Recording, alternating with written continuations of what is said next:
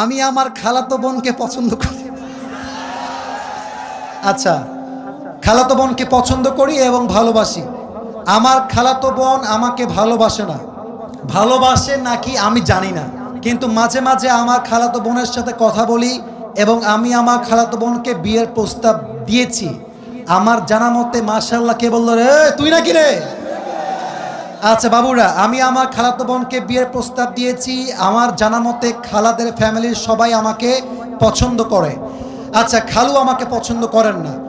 আমি আমার বাড়ি থেকে প্রস্তাব দিয়েছি, তারা বলছে আমার খালাতো বোন তাকে মাওলানা পাস করে, বাবারে বাবা, মাওলানা পাস করিয়ে বিয়ে দিবে, কনফার্ম জান্নাতি মাশাআল্লাহ।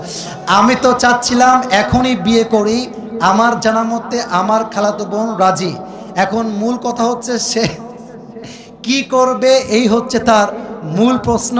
সে আদৌ বিয়ে করবে নাকি করবে না। Even the most interesting matter is সে তার বয়স, ঠিকানা, কয় নাম্বার সন্তান, তার বয়স কত, মেয়ের বয়স কত, 14 গোষ্ঠী লিখে রেখে দিয়েছে এখানে। আচ্ছা, okay okay, let me share with you one thing. আমি কোনো বিরক্তিকর কথা আপনাদেরকে বলতে চাই না। দেখেন, 1.5 ঘন্টা এতগুলো হাদিস বললাম, এত ঘটনা বললাম, আয়াত বললাম, তাওয়াক্কুল বললাম। দেখবেন, মাইন্ড করবেন না, এগুলো বেশি একটা ভাইরাল হবে না। এই যে প্রশ্ন পড়লাম, এইটাই কালকে কয়েক কোটি মানুষ দেখে ফেলবে। তার মানে বাঙালি ভালো জিনিস খায় না, যত আউল ফাউল সব বাঙালিরা খায়, ঠিক কিনা বলে? তবে যেহেতু সে প্রশ্ন করেছে, উত্তর দিচ্ছি। প্রথম কথা হচ্ছে, বিয়ের বয়স হয়েছে, বাপ মাকে বুঝাবা প্লিজ, মুঝে শাদি করনা है।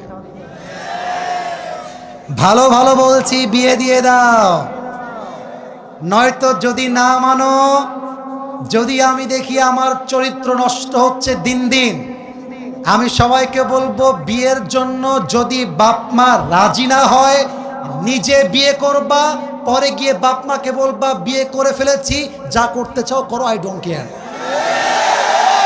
এখন অনেক মুরব্বী আমার উপরে হয়তো অভিযোগ তুলবে, হুজুর আপনি যুবকদেরকে খারাপ দিকে মোটিভেট করছেন। মুরব্বী, একদমই নয়। আমি মনে করি জেনার চাইতে 1000 গুণ বেশি উত্তম সেই বাপ মাকে অমান্য করে বিয়ে করা, যে বাপ মা সন্তানের চরিত্র নষ্ট হচ্ছে দেখেও বিয়ে দিতে চায় না। তুমি আমার বাপ, তুমি আমার মা, তুমি দেখতেছো দিন দিন আমি মেয়েদের নেশায় আসক্ত হচ্ছি, আমি পার্কে যাচ্ছি, আমি প্রেম করতেছি, মেসেঞ্জারে, হোয়াটসঅ্যাপে, হোয়াট এভার ইট ইজ, আমি নষ্ট হচ্ছি। তুমি মা হয়ে যদি আমার দায়িত্ব নিয়ে না বোঝো, বাপ যদি আমাকে না বোঝে, কাউকে দরকার নাই, আমি ইমামকে নিয়ে বিয়ে করে ফেলবো যুবক ভাইরা। এটা বাধ্য হয়ে বললাম। কেন বললাম? আজকালকার সমাজে প্রেম করা সহজ, বিয়ে করা কঠিন হয়ে গিয়েছে। যখন বিয়ে করতে যাবেন, বলবে না যে বাবা তুমি কি নামাজ কালাম পড়ো, আগেই একটাই প্রশ্ন, तुम पैसे कितने कमाते हो पहले मुझे ये बताओ। একজন যুবক কামাই করে 15,000 টাকা, তাগড়া যুবক, আব্বা বলে আরেকজন 50,000 টাকা বেতন, মাথায় চুল টুল কিছু নাই, টাকলা। আরে এটাই দরকার আমার যুবক ভাই, আছে না নাই? এক বাপকে যুবক বলছে, আব্বা জান এই মেয়েটাকে কার সঙ্গে বিয়ে দিলেন, इसके सर पे तो बाल नहीं है। तो अब्बा बोलছে बेटा सर पे बाल नहीं है तो क्या हुआ, जेब में माल तो है ना।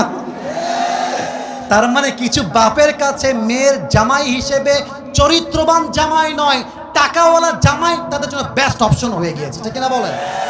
তো যুবকের জন্য প্রথম কথা, বাবা আগে বাবা মাকে বোঝাও, আব্বা আম্মার দোয়ার মধ্যেই রয়েছে আসল বরকত।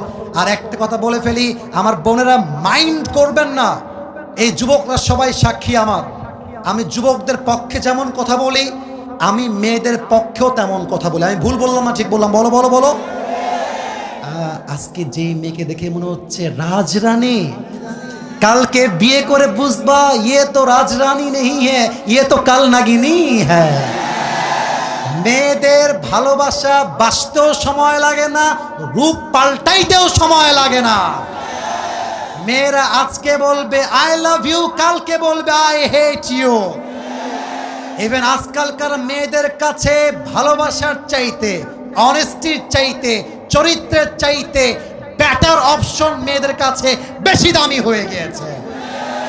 আজকে বলবে তোমাকে ছাড়া বাঁচবো না, কালকে আরেকজনকে দেখে wow this person is the better person than the first one, আরে এ তো আরো দেখতে সুন্দর, আরে এর তো টাকা আরো বেশি। প্রথম জনকে বলবে জান আমার না বাড়িতে কেউ মানছে না গো। এটার নাম হচ্ছে উপরে সদর ঘা, উপরে ফিটফাট ভেতরে সদর ঘা।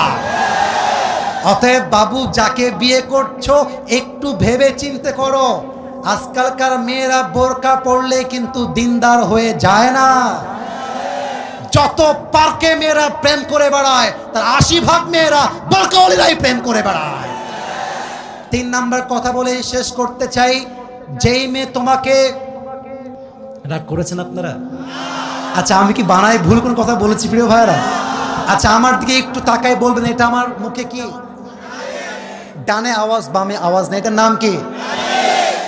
দাড়িতে আমাকে অসুন্দর লাগতেছে, আনস্মার্ট লাগতেছে, খ্যাত লাগতেছে। অনেক মেয়ে বলে দাড়িওয়ালা নাকি খ্যাত। আমি একটা কথা বলেই ফেলছি, যাদের দাড়িওয়ালা পছন্দ না এই সমস্ত মেয়েদের জন্য বিটিএস এর হিজড়া ছাড়া পারফেক্ট অপশন আমার কাছে না। আরে যেই মেয়ে আমাকে দাড়ির জন্য বিয়ে করতে চাইবে না, সোজা কথা বুকের দাপট নিয়ে বলবো সে আমার বাড়ির বউ হওয়ার যোগ্যতাই তো রাখে না রাজবাড়ির। যে আমাকে নবীর সুন্নাহ দেখে বিয়ে করবে, welcome in my life, I will be with you forever, I will be there for you no matter what. তুমি আমাকে নবীর জন্য ভালোবাসবা, আল্লাহর জন্য ভালোবাসবা, অ্যাকসেপ্টেড। তুমি আমাকে টাকার জন্য ভালোবাসবা, তোমার মতো মেয়েকে আমি 2 পয়সা পরোয়া করি না যুবক। আল্লাহ প্রত্যেকটা মেয়েকে দিনদার যুবককে বিয়ে করার তৌফিক দান করুক, বলেন সবাই আমিন। আল্লাহ প্রত্যেকটা যুবককে দিনদার খাদিজার মতো মেয়ে পাওয়ার তৌফিক দান করুক, বলেন সবাই আমিন।